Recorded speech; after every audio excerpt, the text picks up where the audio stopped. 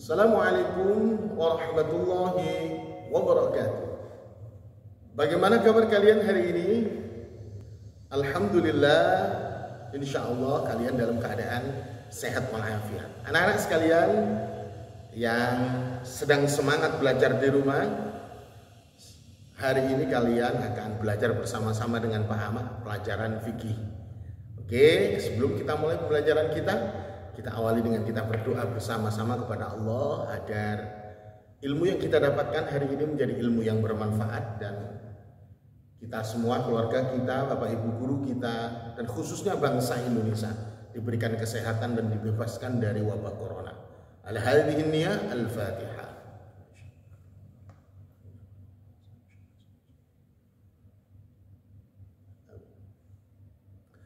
Anak-anak sekalian, hari ini kita akan belajar tentang kesehatan.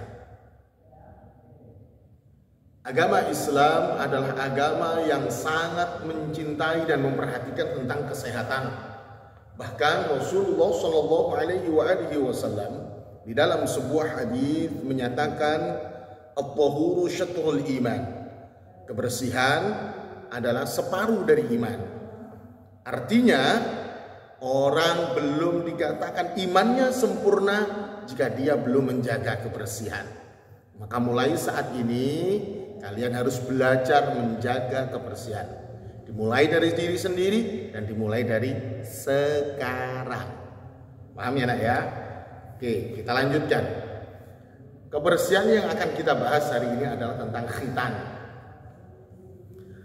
Sejarah tentang khitan diawali dari beliau adalah Nabiullah Ibrahim alaihi salatu wassalam.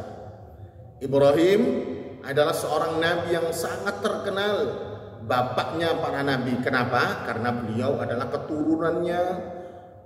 keturunan dari Nabi Ibrahim adalah nabi-nabi seperti Nabi Ismail, dan yang terakhir yaitu penutup termasuk beliau baginda Rasulullah Shallallahu Alaihi Wasallam. Di dalam sebuah hadis yang diriwayatkan dari Abi Hurairah, diriwayatkan oleh Imam Bukhari, di buku kalian sudah ada halaman 6. Rasulullah Shallallahu Alaihi Wasallam bersabda, Ibrahim alaihi salatu wassalam berkhitan dengan kapak, sedangkan beliau sudah berumur 80 tahun. Dengan kapak itu jangan dipikirkan seperti zaman sekarang, karena zaman dahulu satu memang tidak ada peralatan benda tajam seperti sekarang, dan lazimnya zaman dahulu yang dipakai memotong daging itu memang kapak. Ya, anak-anak sekalian, Pak, kok Nabi Ibrahim umurnya 80? Oh, Nabi Ibrahim umurnya ratusan tahun.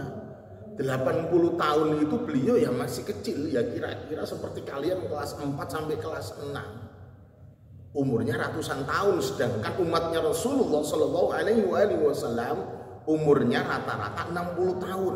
Kalaupun toh ada di atas 70 itu sudah sangat jarang. Bahkan sekarang ini orang meninggal dunia tidak menunggu umur 60 tahun. Sebelum 60 tahun pun sudah banyak yang meninggal. Artinya diambil rata-rata, jika 60 tahun meninggalnya, maka wajar umur-umur seperti kalian ini, umur 11-12 untuk berkhitan. Anak-anak sekalian,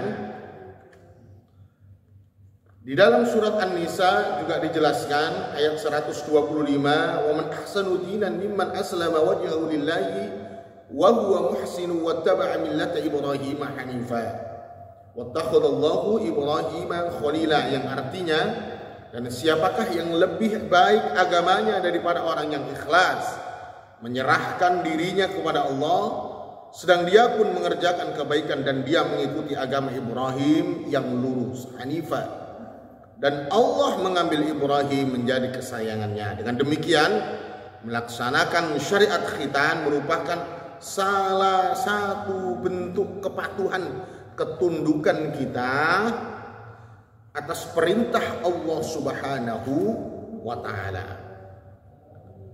Kemudian ada pertanyaan, Pak, khitan itu apa sih Pak? Padahal sudah ada yang dikhitan kelas 4. Khitan itu apa sih Pak? Khitan itu diambil menurut bahasa, diambil dari bahasa Arab, awalnya khotana yang artinya memotong. Kemudian menurut istilah adalah membuka atau memotong kulit. Kulit itu dalam bahasa Arab kuluf, yang menutupi ujung kemaluan laki-laki dengan tujuan agar bersih dari kotoran dan suci dari najis.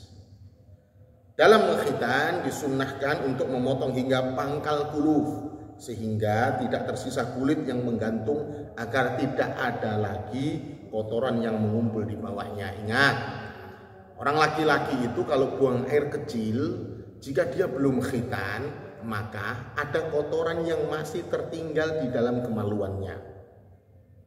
Ini dapat menyebabkan penyakit, maka harus dipotong dan tidak usah disisakan. Untuk apa? Di samping untuk melaksanakan syariat agama Islam, tapi yang lebih dari itu juga untuk menjaga kesehatan kita. Betapa cintanya Rasulullah betapa cintanya Allah melalui Rasulullah mensyariatkan khitan. Cinta kepada makhluknya agar makhluknya senantiasa sehat. Kemudian, buat apa sih Pak berkhitan? Tujuannya apa orang berkhitan? Orang berkhitan tujuannya adalah khitan sebagai bukti ketundukan kita, kepatuhan kita terhadap perintah Allah Subhanahu wa Ta'ala.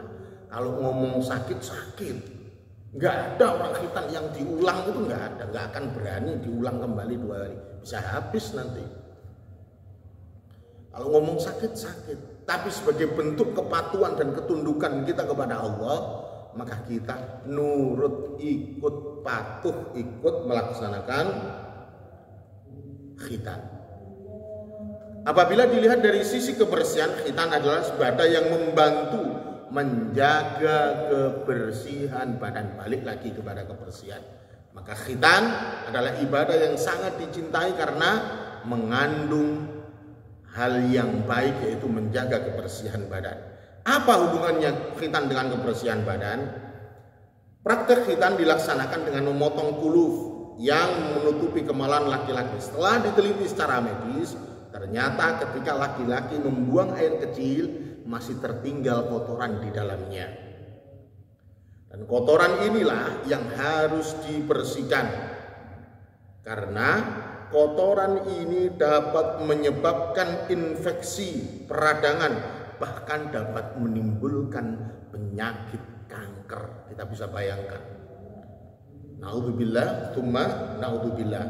Betapa Allah Subhanahu wa Ta'ala dan Rasulnya begitu mencintai kita makhluknya. Syariat khitan tidak hanya untuk ketundukan dan kepatuhan kita kepada Allah, akan tetapi juga untuk tujuannya, yaitu menjaga kebersihan badan. Ada pertanyaan, Pak, bagaimana untuk perempuan? Perempuan dilaksanakan dengan memotong sedikit daging yang ada di dalam kemaluannya. Bentuknya seperti jengger ayam. Yang wajib dipotong adalah kulit bagian atasnya. Hanya dipotong sedikit. Khitan laki-laki, ingat, dan perempuan itu berbeda. Laki-laki juga diharuskan khitan, perempuan juga diharuskan khitan. Maka anak-anakku sekalian, berkhitan adalah termasuk perintah Allah untuk menyelamatkan kita agar terhindarkan dari penyakit dan menjaga kebersihan. Maka jangan takut berkhitan, karena khitan sebagai bentuk kepatuhan dan ketundukan kita kepada Allah. Baik anak-anakku sekalian, silahkan dibaca di buku kalian, buku fikih, mulai dari halaman 5 sampai halaman 7. Terima kasih, sampai di sini. Ketemu lagi dengan Pak Ama di pertemuan yang lain. Semoga kalian tetap sehat, jaga kesehatan, tetap semangat belajar di rumah. Assalamualaikum warahmatullahi wabarakatuh.